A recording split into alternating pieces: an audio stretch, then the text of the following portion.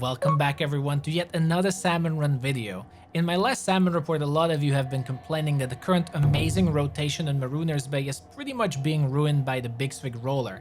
So in this video, we're going to be exploring, is the Big Swig really that bad of a weapon or not? Well, my first impressions were immediately that it was a disappointment and it's a bad weapon. I mean, how could it be anything else when it deals only 70 damage with a roller that was advertised as being an amazing rolling weapon? So there's that. But let's take a look at its basic stats. Its horizontal attacks are dealing 150 damage, while its jumping attacks are 160. And everyone says that you should be using your jumping attacks to squeeze out more damage with the weapon, but my first tip is to actually do the opposite, and I will tell you why.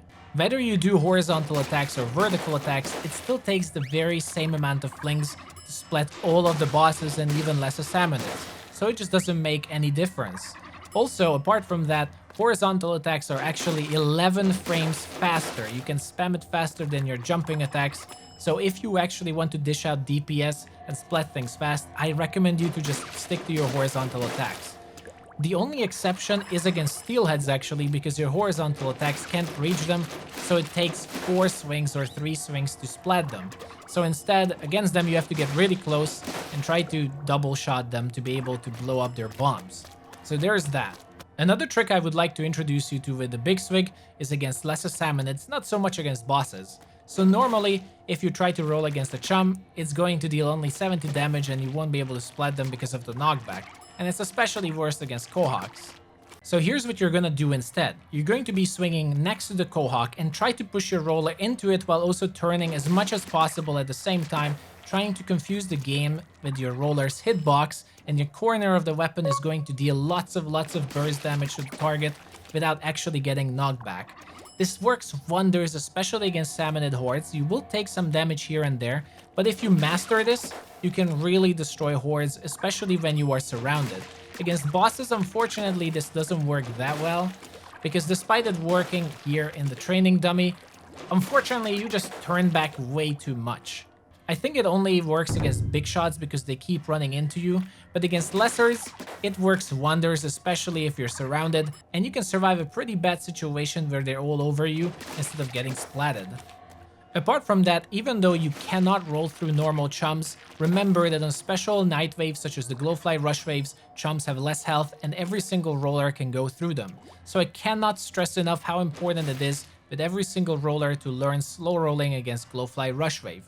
Especially with the Big Swig that has the best ink efficiency while painting. Remember, if you tilt your analog stick only a little bit forward, your character is slowly going to move forward, which actually slows down how much ink your roller is using to I think 1/10 of the normal usage. But at the same time, you're going to be dealing the very same damage. So you can see if I come close to these small fry, even though I'm going to be extremely slow, barely using any ink, I still deal 70 damage as I go through them, which is going to melt every single Glowfly Rush Wave chum that comes towards you. Apart from that, something that a lot of people don't know is that even though while you're running, it does cost you ink, if you stop while your roller is actually down in the ground, you can see on the belt, you still regenerate, so you don't have to raise your roller up to start regenerating ink. For now, I would say that's all I have to say for this weapon in the lab. Now let's go see some gameplay. Alright, so let's see what we have here. Now overall, of course, the ballpoint splatling and the Sploosh-O-Matic are the best weapons you can get in this rotation, but it doesn't mean the Gootuber or the Big Swig has nothing to do, and you can still play relatively aggressively thanks to your mobility. Now, it seems we chose not to lure at all, but I will take care of this fish stick because relatively my weapon is good at, and the others aren't really doing it. Plus, it's next to the basket, which is always annoying, so it's always better to get rid of them. Your horizontal swings are quite great here, to be fair. I also have a scrapper. Nice. That was actually lured, so all good. And we're doing some decent damage. Nope. Let's get away from the rain. Another fist stick, but we taken care of that, it seems. Oops. That was a bad jump. Is it a stinger? Well, hopefully the others will take care of it, because frankly, I like to take care of stingers with a roller.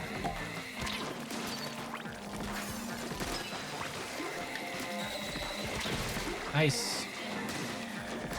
Oh, I'll take care of this one first. Ow. Someone destroyed someone destroyed the lemon lib I was on. Ow. Oh, that might be too much. Oh no. Oh no.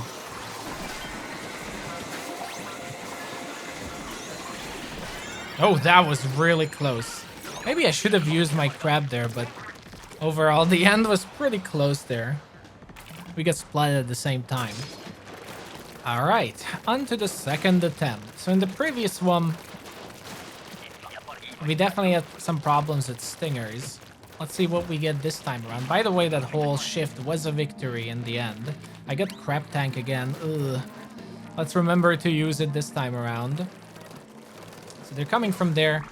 Well, it seems once again we're not luring, though we very much could lure them up here on the elevator if we wanted. In fact, I'm gonna do so. There we go.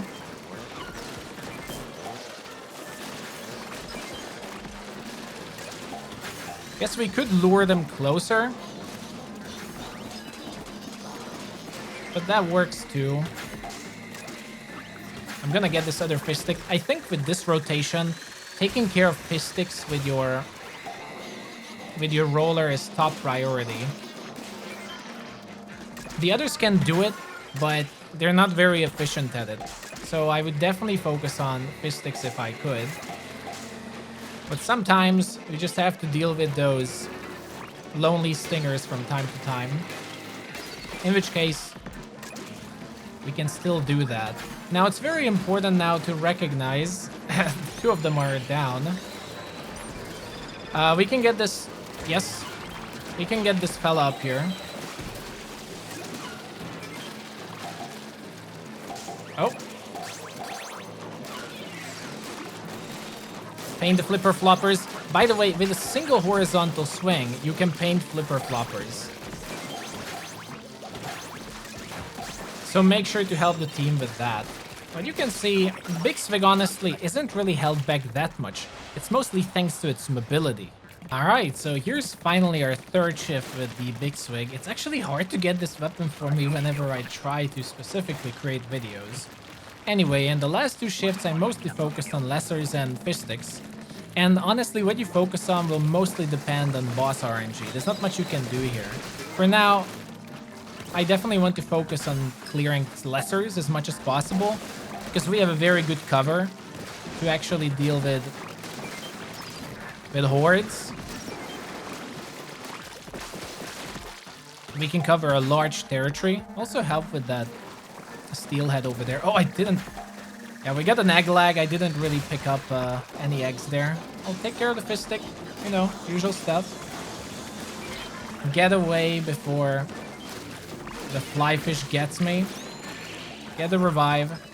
And likely here, I would like to take care of that stinger after I'm safe.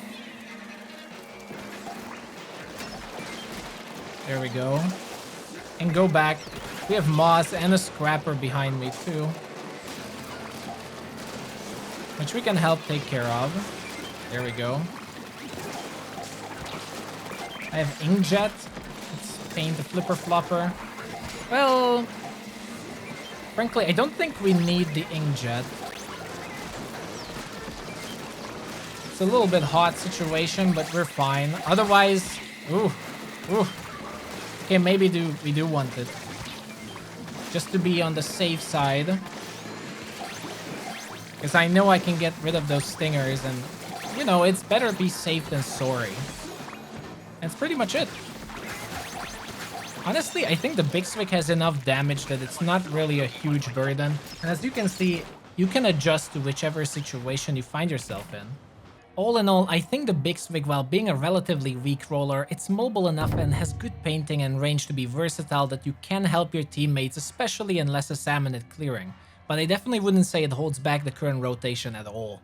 Let me know what your opinions are and if overall you'd like more gameplay videos like this in the future, as frankly, I don't do them often, but they are easier and fun to make as well, while you can also see some of my gameplay instead of just montages.